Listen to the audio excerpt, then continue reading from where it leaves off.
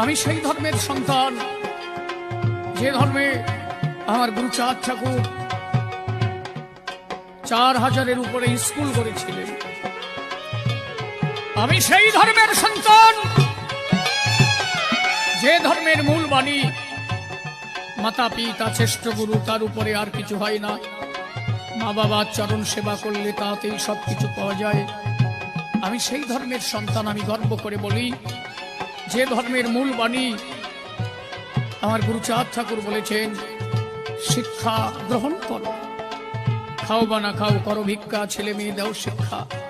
আমি গর্ব করে বলে থাকি, আমি সেই ধর্মের সন্তান যে ধর্মে বলা হয়েছে, লয়ে নিজ নারী ব্রহ্মচারী সচ্চরিত্র রবে, হাতে কাম মুখে নাম, সদা সত্য কথা কবে, পরপতি পরসতী কবুনা স্পর্শিবে, তুমি না ডাকিলে হরি তোমার ডাকিবে।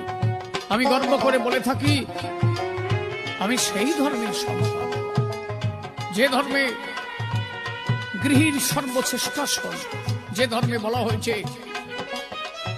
গৃহেতে থাকিয়া যার হয় ভাবোদয়, সেই সে পরম সাধু জানিবে নিশ্চয়।